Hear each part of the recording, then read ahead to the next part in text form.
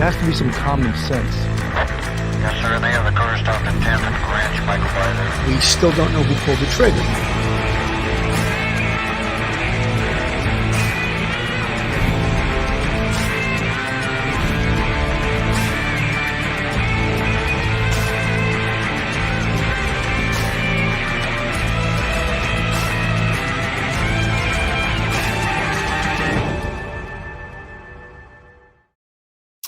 Hello, everyone, and welcome to Police Off the Cuff Real Crime Stories. I'm your host, Bill Cannon. I'm a retired 27-year veteran of the NYPD as a sergeant. Tonight, I'm going to be flying solo. We covered this case today, and when you cover these cases, it's a little bit different than being an active police officer, active sergeant, or a detective investigating certain things. But it sort of hit me hard. Even though I knew the reality of finding Cassie Carli was just of her being alive was extremely remote, based on all the details we had of the investigation. But we were covering the case. If you weren't listening earlier today, we were covering the case, and during our show, we started getting information that they had discovered the body of Cassie Carli inside a barn in a shallow grave in Birmingham, Alabama. And it hit me pretty hard. I've worked hundreds and hundreds of homicide scenes, and there's nothing compared to being on the scene where you experience the death of another human being and seeing the body and smelling the body and realizing that this person was once a human being that had a life and people that loved him or her. And it hit me pretty hard when this came over. So I was just thinking of, the investigation and what a great, unbelievable job law enforcement did. Today is 1 week since Cassie Carli was missing, which was supposed to be uh, trading the child off. The baby's father, their baby Sailor, who was 4-year-old female, was supposed to be dropped off by the father. And they had arranged the situation, I guess, with the blessings of family court to meet in a public place, and she would hand the baby off to him as per court order, and he would return the baby back to her also as per court order. But it turns out that Cassie Carli wasn't very confident. She was afraid of Marcus Spanavello is his last name. She was afraid of him. And, sometimes courts can order you to do things that don't put you in the greatest situation as far as safety. And, we had followed this case. And as I said, I did not have a lot of hope that Cassie would be found alive based on numerous factors, which were just, red flags for me. There's a picture of Cassie Carli, who first became missing on the 27th, which was last Sunday. Now, she was going to meet Marcus Spanavello in a public place, and apparently this is how they always did it, but she was terrified to do that. And this date, the location of the meet changed at the last minute, which to many people would be a red flag and may indicate to many, myself included, that something was off, something was wrong. And something was wrong because he was a dangerous guy. And I think she knew that. I think her family knew that. And I'm not, again, victim blaming or anything. But this case was, when I first got involved in it, it was scary right from the beginning that I knew something really bad was going to happen. Something really bad had happened. And from all my investigative experience, all my gut feelings was that Cassie was not going to be found alive. And lo and behold, today it was announced that she, in fact, was discovered in a shallow grave in Birmingham, Alabama. And she wasn't discovered today, it was last night. The investigators had held this information very close to the vest and didn't release it until today. And in a way, I applaud them for doing that because it's the secretness of keeping an investigation and evidence close to the vest can't be amplified enough. It's so important. Many jurisdictions, the NYPD included, gave too much information to the press and in turn sometimes compromised the investigation. So I'm going to play a little bit of this. This is the sheriff announcing the horror that we all heard earlier today. And let me play this. Breaking news on WFLA Now. Here's JB Buno. An update in the Cassie Carli missing person case in the Florida Panhandle. Moments away from a press conference. Getting underway now. First off, I'm joined by Mark Alderman from the State Attorney's Office.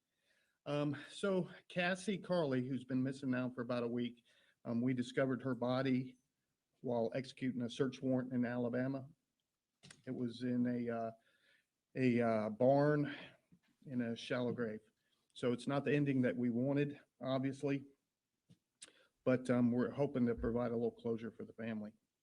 And also, as you know, as we reported earlier, the suspect is currently in jail in Maury County, Tennessee, on charges of tampering with evidence and giving false info reference missing persons investigation. Our major crimes unit, I can tell you this, I've never been more proud of them. They've served multiple search warrants in multiple states, traveled over 1,500 miles in a week searching for evidence in reference to this crime. So I want to thank them, but I also want to thank FDLE, FBI, Fish and Wildlife, Tennessee Highway Patrol, Tennessee Bureau of Investigation, Alabama Investigation Division, St. Clair County SO, Alabama, Springfield PD, Alabama, Walton County, Bay County, and Okaloosa County for their assistance.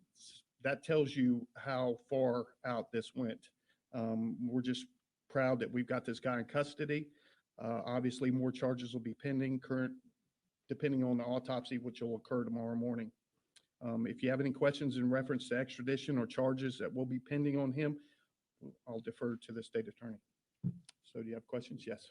Do you guys know how she was killed? No. The autopsy will reveal that tomorrow, hopefully. Has he been cooperative with this investigation? Absolutely not. No. What was the tip or what was the information that led you guys to this place in Alabama? Are you guys revealing where she was found exactly? No. How we found that location either right now. So you got to remember it's an ongoing investigation. So we can just tell you that we had information that led us to that place. We got a search warrant and we discovered the body. I'm sorry, you may have said her body was found overnight or this morning? Or? It was found yesterday evening. Is the shed connected at all to Mr. Spanaville? It is in a roundabout way, but we can't get into that either. But he does have a connection to the property.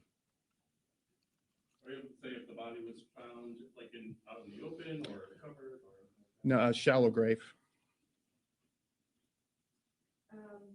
Regarding the previous charges, can you get it all into what evidence he tampered with and what evidence he might have destroyed? Yeah, it was in reference to the victim's phone. He took her phone and basically got rid of it. So. Were you guys able to ever locate the phone? Yes. Where? We're not going to go into that one. And how did he lie to investigators? What did he lie about? He lied a couple of times actually in different scenarios, but what was the exact thing? We just uncovered clear and convincing evidence that the information he gave us was materially false. Yeah. How did police encounter him yesterday? Was this during a traffic stop or? Yeah, actually our detectives went to Tennessee and got with the Tennessee Highway Patrol and Bureau of Investigations, and they did surveillance, found him, and took him down on his traffic stop and arrested him. obviously Thursday, when you guys had the other press conference, it was Mhm. clear that he was a suspect or a person of interest. You guys were keeping tabs on him. Right. And do you feel like he was on the move and a flight risk? Do you think he was trying to leave or hide or? Well, I can't speak for his thought process. I can tell you this, he was totally uncooperative. He never cooperated at all with us. And that goes a long way. I mean, you think about it, it's your baby's mother and she's missing and you're not going to cooperate with authorities. That's kind of telltale. At this point, you know, may have said, leave, but the child, where is she? And I know she's safe, but is she back with family? Or is she still in custody? Not yet, but we're working on that as we speak. But yeah, she's been checked on by the Tennessee Department of Children and Families and she's safe. I know you said he wasn't cooperative. Is he speaking now that her remains have been discovered? No, all he said was lawyer. That's all he said. And just history with this department or any other that you know of? Not that I'm aware of, no. In terms of extradition, when can we expect him back here or is he fighting that? Mark? Obviously, he's in Tennessee right now. We will know very shortly as to whether he's going to waive extradition. If he does not, we'll have to submit paperwork to the governor's office and do a governor's warrant. And that could take up, that could be a process. It can be a process. Usually we have about 30 days to do it. But we should know within the next couple of days as to whether or not he's going to fight extradition. So if he is not waiving extradition, it will take a little longer. But it's a pretty routine process going through the governor's office. And at what point will he, I know you said the charges will obviously be upgraded. Will it be once he gets back here or before then? At this point, as the sheriff said, the autopsy is likely going to be tomorrow, which will reveal a great deal more. As soon as we know more, we will file the appropriate charges. And we've been in consultation with the DA's office in Alabama. And as soon as we know more, we'll figure out what to charge and where to charge it. Do you guys believe he acted alone? Yes. Was he alone at the time of his arrest yesterday? Yes, he was. Yeah. And, you know, as for extradition, when you say, will he waive extradition? You know, since we've been dealing with him, he's been acting like a dirtbag. I don't see that changing, so I'm sure there'll be an extradition process. So. Do you have any history of Cassie complaining about him or any domestic incident history involving him? I was told by somebody that she had applied for a DVI before. But I don't have specifics. I don't. And just another question, the Mhm. conditions of Sailor, was she unharmed, completely safe when you saw her last, and does she remain so? Well, we never saw her, but the Department of Children and Families in Tennessee that she was unharmed and in a safe environment. I know it was asked on Thursday, but do you Yeah. guys believe that the little girl may have witnessed anything or possibly could provide information for the investigation? Yeah, I mean, she's 4 years old, so I don't know that she saw anything. We don't have information yet, but you know, her being 4 years old, I don't know how much info we could actually get out of her. Did someone from your sheriff's department notify the family, and if so? Yeah, in person, I did it this morning. So, How did that go? well, as you would expect it to. Crushed. I mean, it gives them some closure that they know where she's at now, but still it's their daughter. I mean, you know, daughter and sister, and it is terrible. Was it difficult for you to do that? It always is. But I mean, she was a citizen of mine, so I'm obligated, and it's not something you look forward to do as a detective or as a sheriff. It's horrible. You had said on Thursday, when asked about the investigation, that the whole major crimes unit, Yes. I believe you said 10 or 11 Mhm. investigators, that was their sole purpose in finding Yeah. Cassie. Mhm. Talk again about that, just the fact that you guys weren't giving up and that you did find her. Yeah, and like I said, they went over 1,500 miles in this investigation, multiple search warrants on cars, phones, houses, properties. I just cannot speak high enough about them. You know, very little sleep, traveling all over the place. We've got them in Tennessee, we got them in Alabama, Panama City, and they're all working as one team. And it came to this conclusion, which, you know, we hate it that Cassie has passed away, but it's good to get closure for the family, and it's good to keep this dirtbag in jail where he belongs.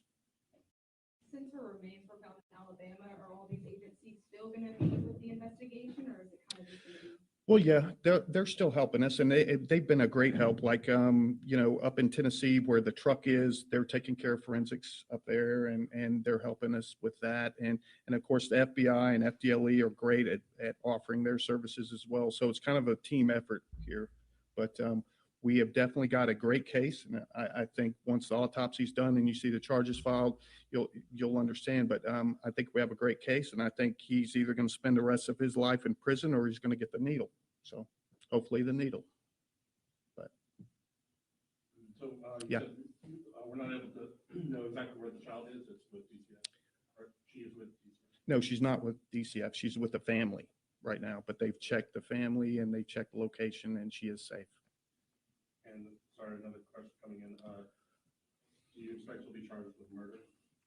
Well, I'm not going to speak for the state attorney. They're the only ones that can charge somebody with murder. But after looking at what I've seen evidence wise, I think it's, definitely. Tomorrow, you guys think you'll have a cause of death? Yeah, the autopsy's done tomorrow. It's going to be done up in Alabama, I think Huntsville, Alabama. And once we get the results, that will be immediately forwarded to the state attorney's office and we'll do what we need to do. Now, I'm sorry to be redundant, but No. just to absolutely confirm, Sure. this body has been confirmed as being Cassie's. Well, and when I say that confirmed, it's been confirmed by a tattoo. Okay, so it's not like dental records or fingerprints or anything, but it's a very, very, it's a tattoo in a place that normally you don't have a tattoo. And the type of tattoo has led us to believe that this is definitely her. That and the property coinciding with, the suspect, it kind of all came together. The family haven't identified her yet, or have they?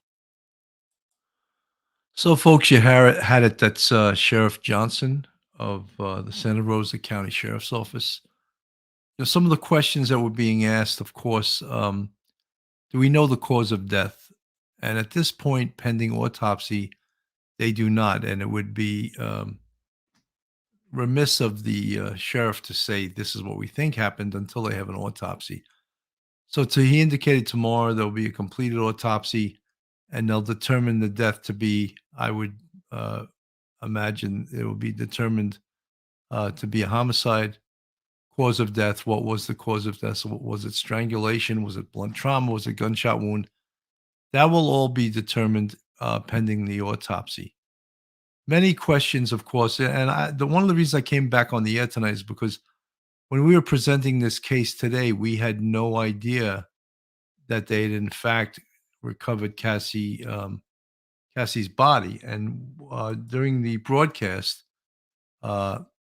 people were saying, "Oh, there's a live broadcast. They're saying that they recovered her in a shallow grave in Birmingham, Alabama."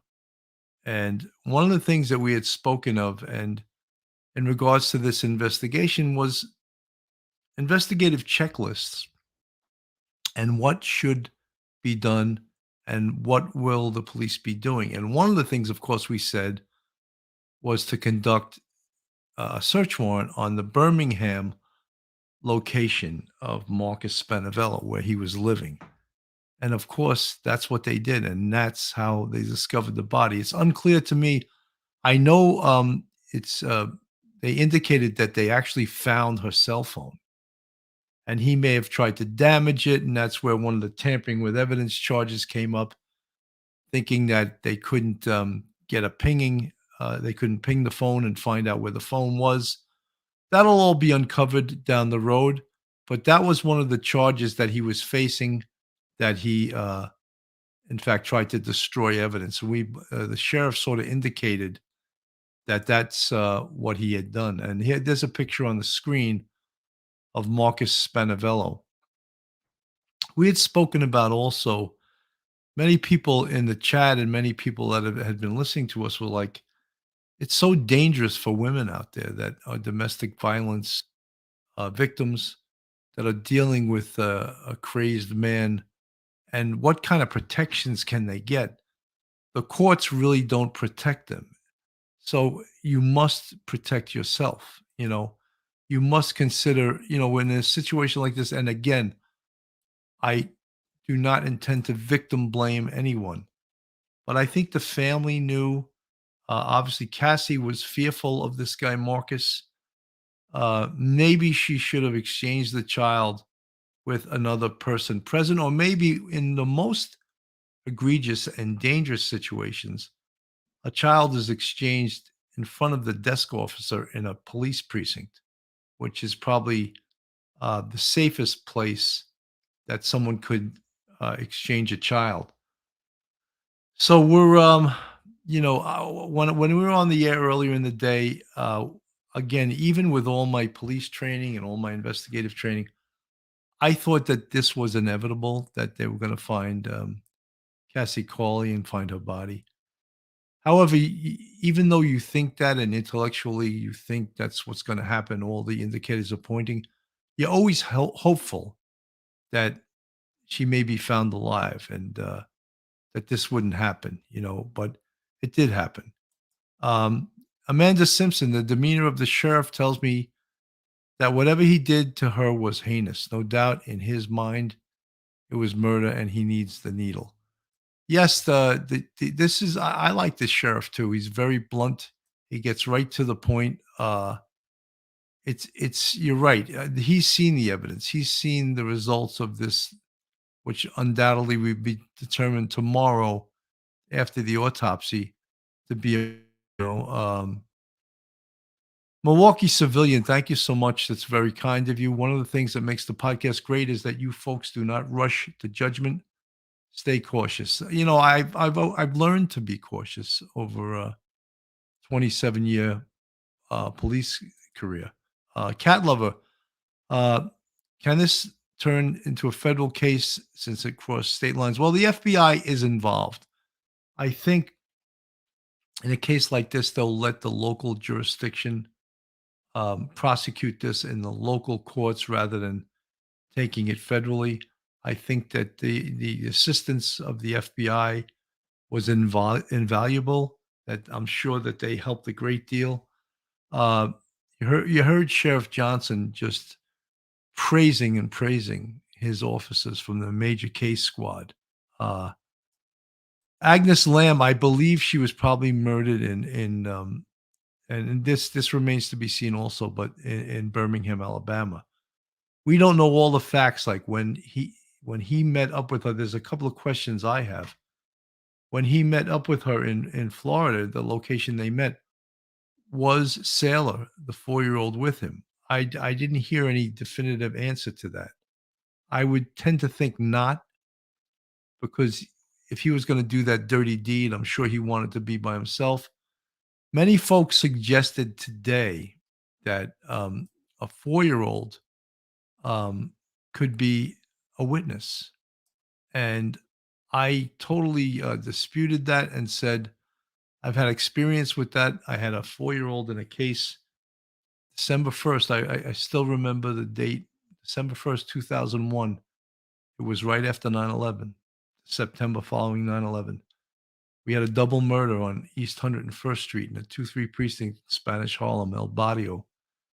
And a 4-year-old girl witnessed her grandmother and her grandmother's boyfriend murdered right in front of her. And we tried everything to see if the 4-year-old could be a witness or could tell us anything relative to that case. And guess what? We had psychologists, we had doctors, we had everyone try to interview her, and she couldn't tell us a thing. So many people tell me, oh, my 4-year-old is so smart, my 4-year-old this, my 4-year-old that. But when a 4-year-old is sees that type of trauma, that type of horror, they choose not to remember it. They suppress it. So whether it's a 4-year-old or 50-year-old, in that case, the 4-year-old could not be used as a witness. See a dream. Does the detective start interrogating him? See a dream. What happens was they went. I believe it was Wednesday night. They went to Birmingham, Alabama, and they tried to interview him. I don't know at what point he lawyered up, but the Sheriff Johnson indicated that from minute one he was uncooperative. So that's a huge, huge red flag when someone is uncooperative in the disappearance of their baby's mother, it either says that the person doesn't care or the person has something to do with it. So that was a serious problem. Folks, this is Police Off the Cuff, Real Crime Stories. If you like this podcast from a police perspective, please go on our YouTube, hit the subscribe button, give us a thumbs up, ring that bell. If you want to support us, join our Patreon. We have 3 different levels. And if you want to be part of the YouTube family, you can join our YouTube club members. And we have 5 different levels on that. And you see the folks that are in the chat that are in the green font. That means they're members of they're our channel members and they're members of this family. Heidi Zip. They have a short exception spin, but you never know. She could have give clues. That's why I believe she has not been returned to the family yet. I think that the sheriff indicated that she is with the family now. She was removed by the Bureau of Child Welfare, Administration for Children's Services, whatever they call it in Florida or in Birmingham, Alabama. But as I said, 4-year-olds are not, they're not good witnesses. Okay. Spoiled wife. Yes, the sheriff called him a dirtbag, which is probably what this guy is. Cat Lover 33. I just don't see him risking driving that far with a dead body, but I've been wrong before. So I think it happened in Alabama too. Folks, there is a picture I'm going to put up on the screen of his, see that large trailer there? He was pulling that trailer around with him. And could he have enticed her in there and killed her inside that trailer? I don't know the answers to that. I'm guessing, but it's a distinct possibility that he could have done that. So there's many things that are unanswered. Many things will be answered tomorrow during the autopsy. Happy. Good to see you. Hello, Police Off the Cuff chat mods. Great to see you guys. See a Dream. Winbrook, number 10, like. Rita Schaefer. Look, so good to see all you guys. I mean, this is the 3rd broadcast I'm doing today because I just thought it was very important to come back on the air after this horrendous information came out from the family. And, I feel, from the news media. And I feel so bad for the family. The family was so up on this. Tammy Nichols, I don't know what you mean by that. These guys don't care about a dead body. I don't know what you're talking about. Ruth Ann Griffin, good to see you. Nikki Bella. My elderly cats, however it happened, it's heartbreaking. Her poor sweet daughter, I feel so bad for her. Folks, what we want to sort of focus on now is the positive, in that, we have to prevent this from ever happening again. And domestic violence is a real pandemic in this country. B-Fly, I think he lured her into the trailer and took her to Alabama, and I think his girlfriend had something to do with helping him. Look, we can just conjecture right now because we don't have any of the evidence. Could that have happened? A number of things could have happened. Do we know that happened? No. Do we know all the police know about this case? Absolutely not. Some of the things that we do know is that he was lying right from the beginning, right? Look, here is some of text messages that he sent to Cassie's father. During this, he wrote, "I'm sorry, Carl was acting up and I broke my phone. Marcus is working on it. I will stay at his place tonight.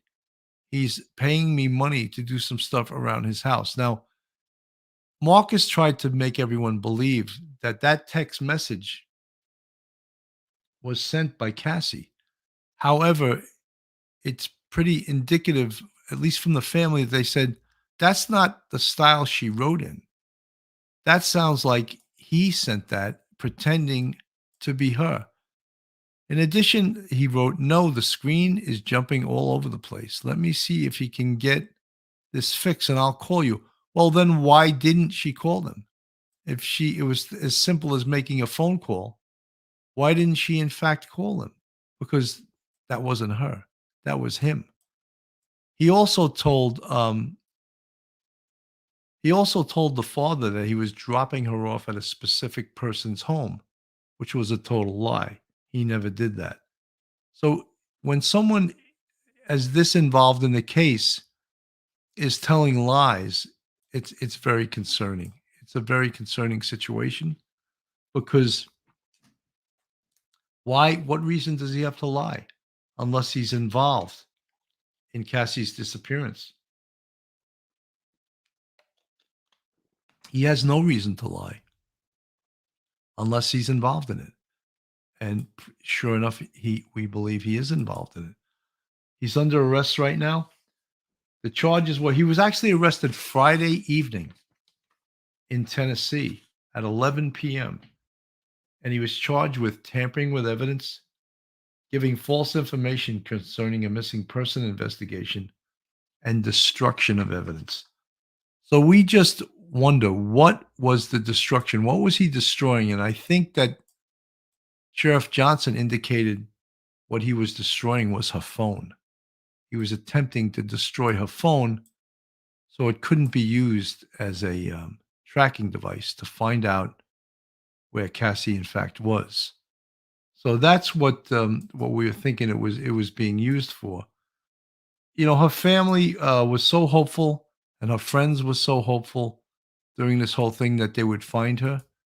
We're going to play a little bit of the family, and this was, again, it's a little dated because it happened a couple of days ago, but they were so hopeful, and they were so, they were so hopeful they were going to find her, and they got people to help. And this is a little bit of that. Erroneous. Sometimes when you have various agencies reporting on a story and they're not located here in Florida, things can get taken out of context. What do you most want to either correct or the world to know about this story as it continues to unfold?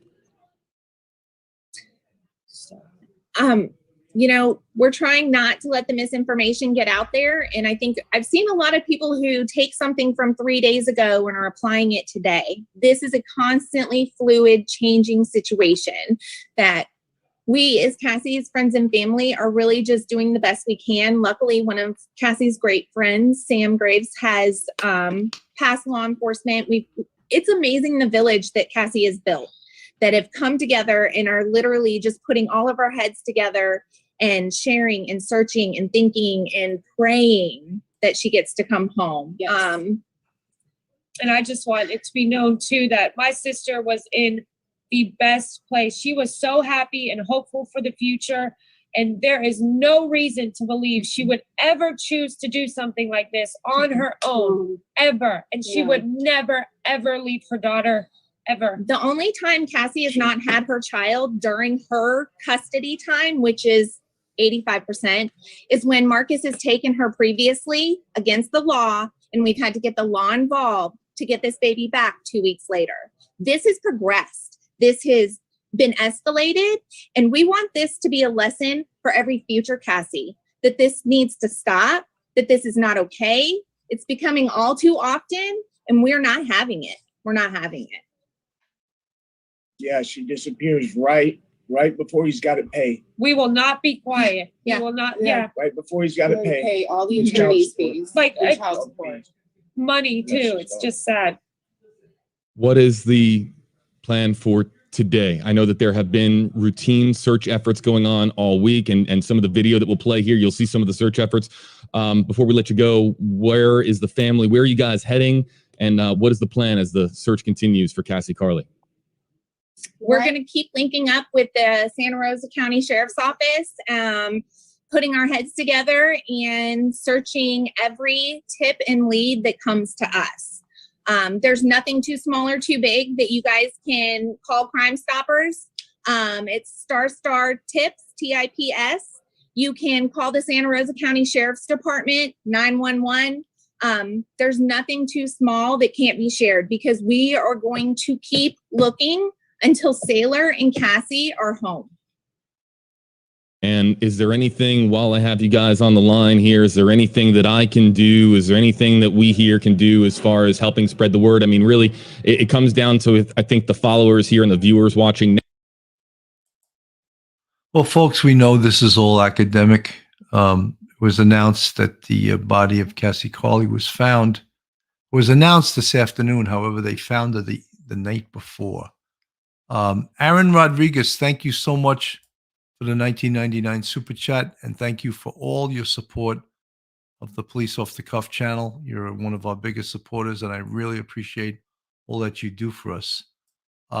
One Tricky Girl, it seems like he planned this, but it's the worst plan ever. How did he think he would get away with this? You know, Tricky Girl, in my 27-year law enforcement career, I always said that thank God criminals are dumb, that they're stupid and they do stupid things. And that enables us on the other side of the fence in law enforcement to be able to track them and catch them and put them away for a long time, which is what I hope this guy, Marcus, gets. I just think it's crazy. It's just a horrendous situation here. Princess Mitch, I feel so bad for them. They were so optimistic. They were so focused on finding in the guy and his sister right next to him. It was their sister, and the girl all the way on the right was her best friend. So Nikki Bella, cell phone. Well, we think that we went over this case in great depth, Phil and I, and we spoke about how important cell phone technology is, and not just in the communication aspect, but in being a walking, talking GPS tracking device. And it seems like in almost every homicide investigation, cell phone technology becomes part of the case at some point. And sure enough, in this case, it may turn out to be that smoking gun piece of evidence that actually located where Cassie was. And the Sheriff Johnson indicated that one of the charges, the destruction of evidence, was that he tried to destroy her cell phone. So they have evidence of that. We don't know the circumstances behind it, but Sheriff Johnson has evidence of that. And that's, a tremendous thing that Jules A., the trailer gives me bad vibes. Yeah, it's a sort of an ugly looking trailer too. We had said early on in this investigation also, JH, his mugshot says it all, guilty. Let's hopefully that no one just judges us on our mugshot. But yeah, he doesn't look good in that mugshot, that's for sure. But not many people do look good in a mugshot. There's an angry mugshot right there that seems to say a lot about who he is. However, we all know in this country, you're innocent to proven guilty. Complicated. This is happening way too much. Look at the numbers. They don't lie. It's got to stop. I feel she was failed by the courts. I don't disagree with you. Annie O, tonight at sunset prayer vigil for Cassie and Navari. Dawn Marie, the lady is a tramp. It's disgusting that this happens. We've seen a lot of these domestic violence type homicides, and 100% you guys are correct. This happens way, way too often. Linda Petrovich, I think he should have been in prison for threatening Cassie. Why was he able to threaten Cassie?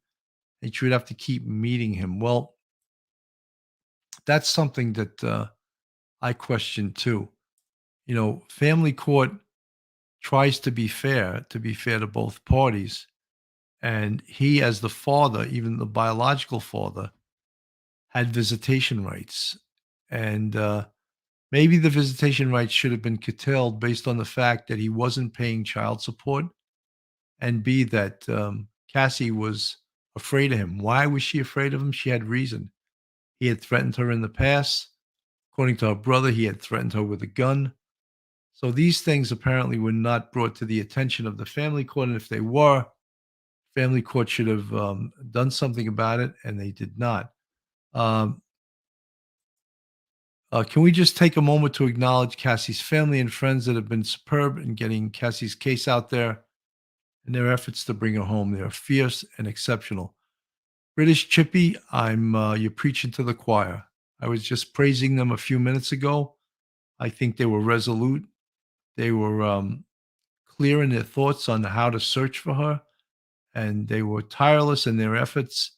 And if anything, I want to praise Cassie's family and her friends for searching for her. Very sad ending to this situation. Teresa Webb, so sad. I hope her family will raise her daughter. I'm sure they will. I'm sure she seemed to have a really good sister and a brother. I'm sure they're a very loving family, and they want nothing more than to take little Sailor in and drown her with love, as they say. Cheated no more. One track minds. It's ludicrous how these criminals think, how they reason. Complicated, stupidly gets them every time.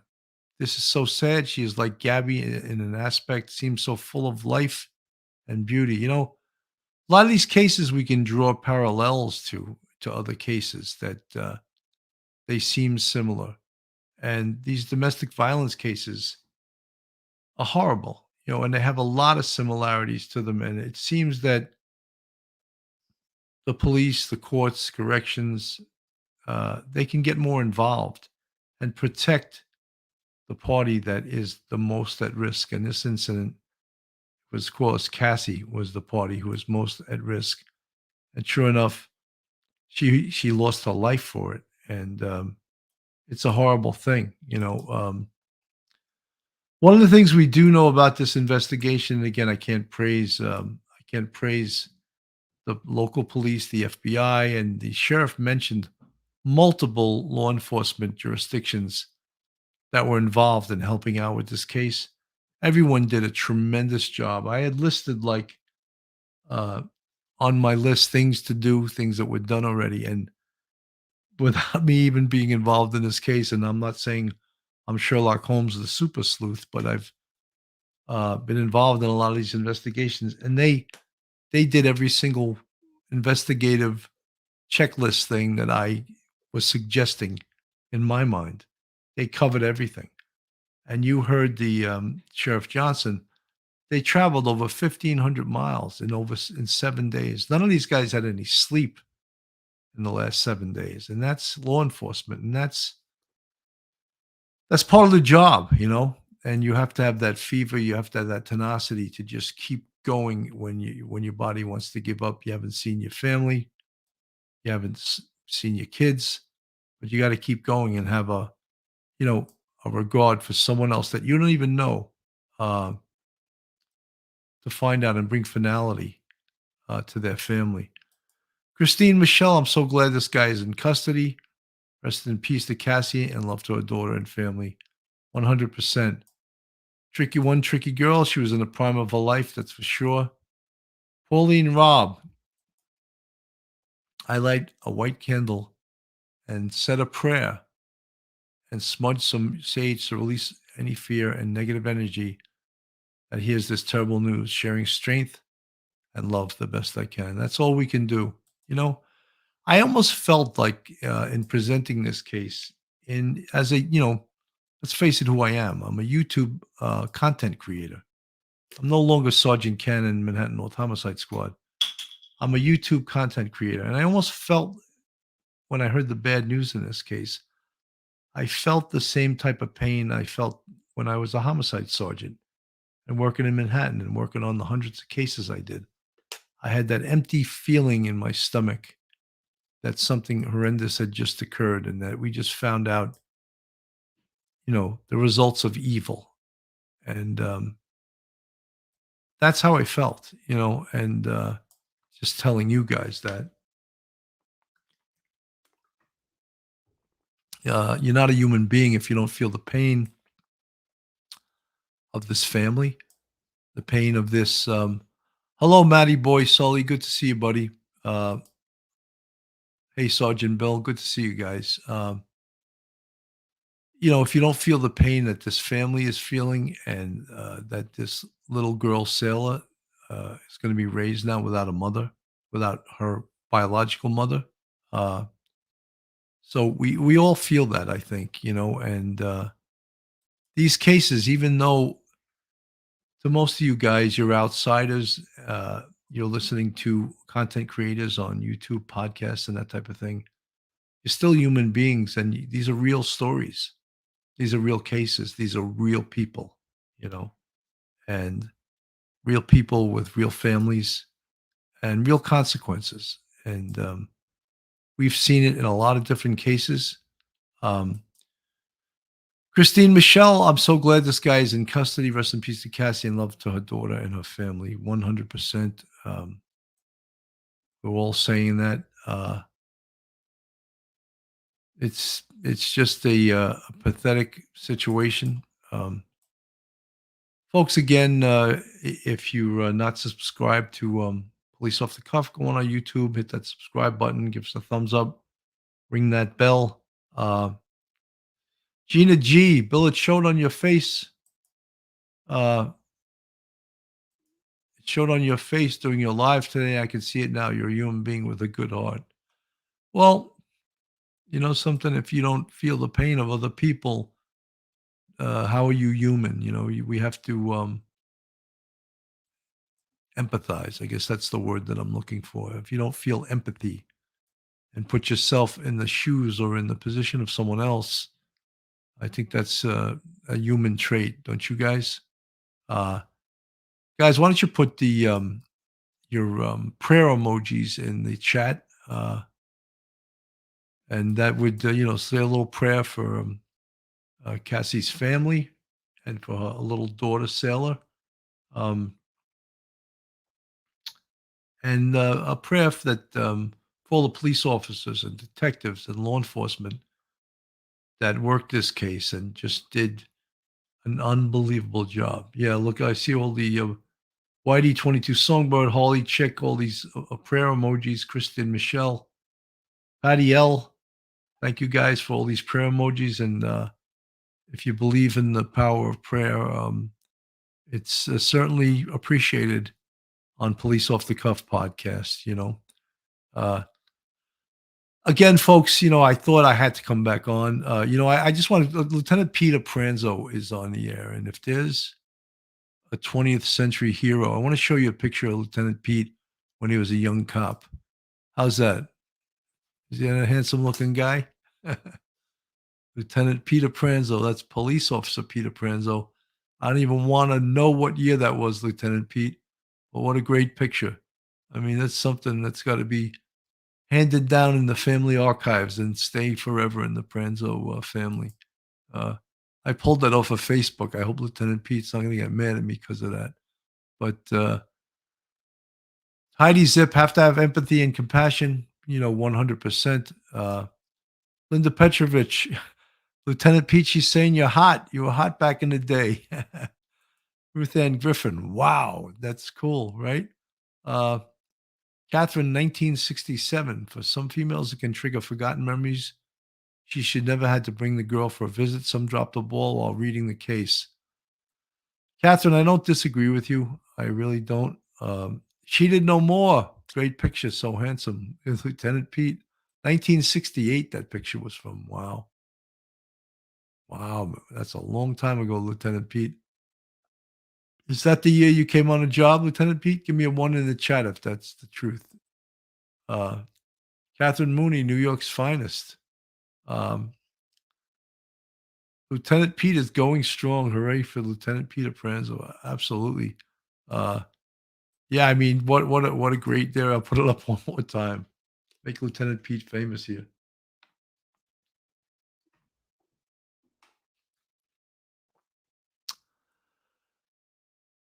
There you go. All right. I made Lieutenant Pete famous enough. John Antis, love you, Bill. Thank you so much. Appreciate you guys too. Judith Irizar, British Chippy, where's your picture from back in the day? I don't have one from when I became a cop. I have one from when I was promoted to detective sergeant with my 2 kids. Here you go. That was right after 9/11. It was December 24th, 2001. And that's my son, my young son Jake is to the my young son Jake is on the left. I don't know what age he is. I'd have to do the math, and I'm not good at doing the math. So, and then it's my oldest son. It's my oldest son Casey wearing my hat, who's going to turn 30 years old April 18th. So I keep this shot handy in the chat just in case someone wants to see me. And that was in 2001, which is what, 21 years ago. So I'm 21 years younger in that photo. Yeah, look, I'll get it off the screen now. I'm buffing out too much, you know. But it's always good to see yourself when you're younger than when you're older, right? All right, folks, you know something? I'm going to get off the air now. I just wanted to come back on the air today. Is the third time I've done a show today. And I just felt that I didn't like how this news was broken to our, it came over while we were live on the air, and we didn't know whether to believe it or not. We didn't know whether the information was correct or not. So I just wanted to touch upon it a little bit more now that we know that the information was true, and say a prayer for the Carli family, little Sailor, the daughter, and say a prayer for society, that this is where we are, where we got some bad domestic violence policies, and things need to change. So, guys, I think that it's time for me to say goodbye to you guys, and thank you so much for listening tonight. Thank you so much for coming on the air and supporting us, and all that you guys do, all the supporting police off the cuff, real crime stories. So, folks, have a great night. Hopefully, I'll see you tomorrow. If not tomorrow, Tuesday. Have a great night, everyone. One episode just ain't enough.